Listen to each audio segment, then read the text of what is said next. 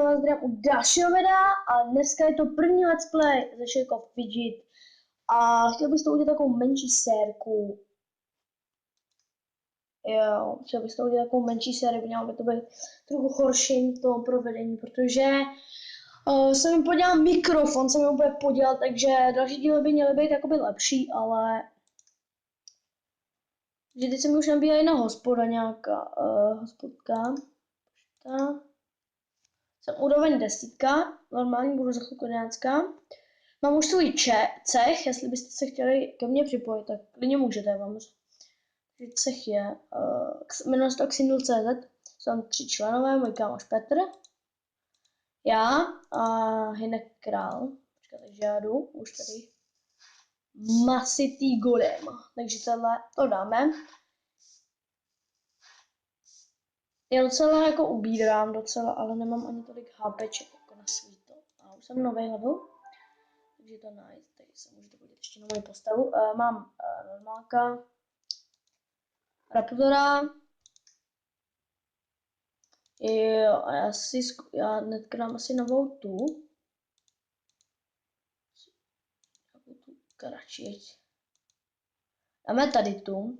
No a ještě co bych řekl našemu cechu, jako chci tady taky pořádat nějaký ty věci, chci pořádat nějaký zápasy, takže pokud hledáte nějaký cech, tak se klidně můžete připojit.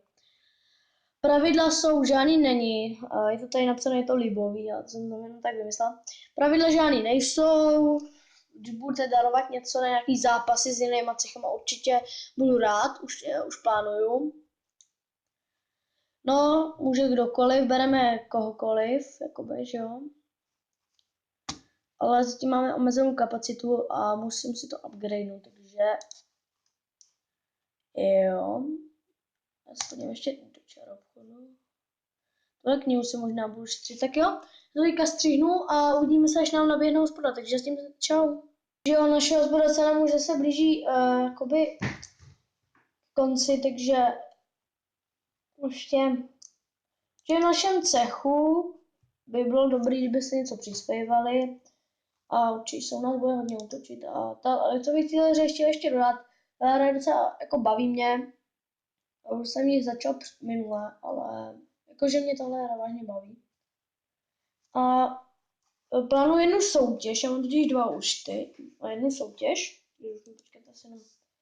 Takže je to vodů kostlivec. To dáme úplně v pohodě. A plánuji jednu soutěž o účet na šejku. Teďka potřebuji hodně zlaťáků, takže to. Třeba plánuji takovou soutěž, jakoby, že to ještě nemám promyšlený, ale bude se hrát o jeden účet na šejku, což není tak špatný, jsem tam asi level 30, což je takový docela dobrý, mám tam nějaký to podzemí už, takže bude se o to hrát, ale s tím ještě nějak nechci začínat. Tak já to zase střihnu. Takže jo, zase tady mám hospodu, se nám doběhla. A je to mise ovce, takže je to růžový hrůzokrálík. A já určitě vám řeknu, že když si můžete vybrat v téhle hře, chcete být kouzelník, bojovník nebo lukostřelec, radím vám hodně kouzelníka, protože pak mi přijde úplně nejlepší. A takže dali jsme na misi asi další odpůdku rovnou, poslední v tomto asi let's play. A jo, takže jo, ještě si tady můžeme roztočit jednou kolečko, aby to bylo trochu plnější, za houbičku. Získal už jeden šutráku, to jsem určitě potřeboval. No.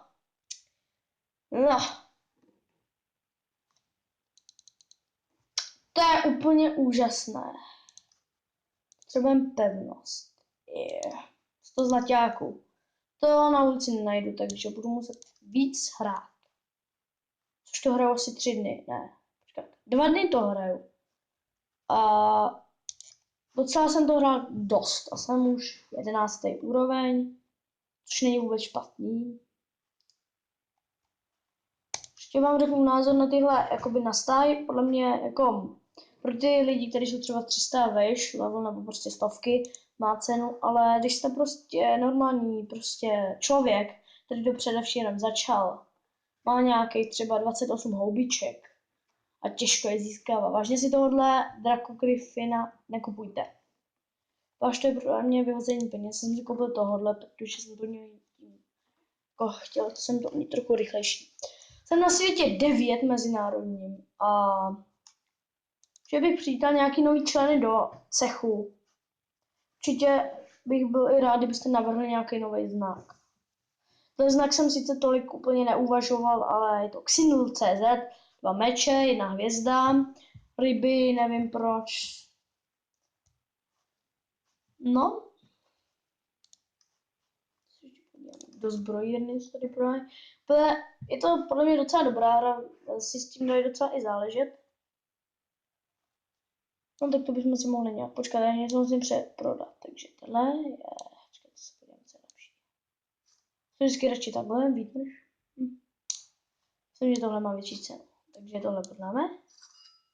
Šupla, to si nechám do zároveň. Tenhle zlatý kostým se mi taky líbí, takže to tady ještě nechám a jdeme porovnat ty rukavičky.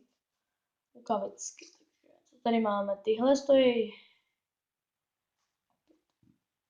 vlastně, že tohle je 100krát lepší. To štěstí bychom si měli trochu upgradenout. Tak, tyhle poznáme. To vážně nemá. Tady to je hodně špatný.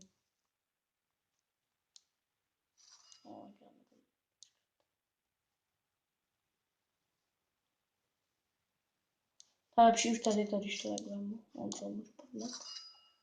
Kostým.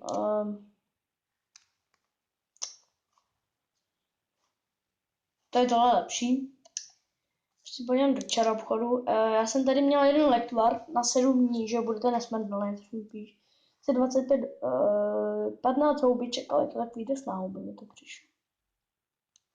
Si možná koupím to sběratelské album.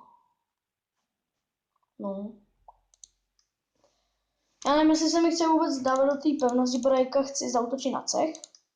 Jsem plánuju už delší dobu. Na nějaký cech, tady si vyberu prostě a zautočím. Abych teďka po hospodě, teďka po střínu a po hospodě dáme nějakou arénu, takže zatím na tuhle misi proti komu asi půjdeme, podle mě, no, zase kruto hruzo králík zabiják velký. Takže já jdu, teďka do arény bych šel, no, zabijou, dobrý. Něco jsme viděli, nějaký ten jolt a jdeme do arény teda. Co tady máme? 23 určitě ne, tak to teda ne. Já jdu do síně, vybereme teda.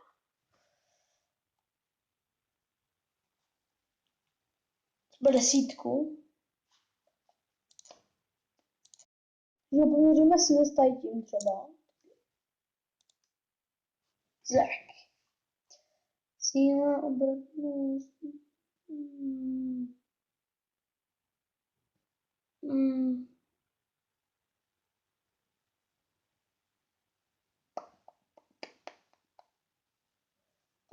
Tohle ne, to se trochu jakoby bojím, protože má dost štěstí.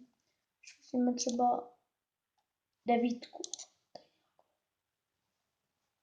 Porovnáme síly tou číšník.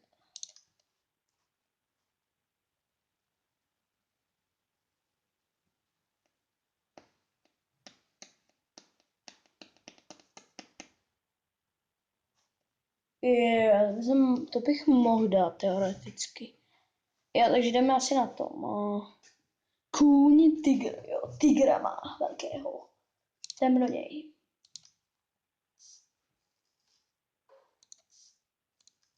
No, to jsme úplně total projeli. Výborný.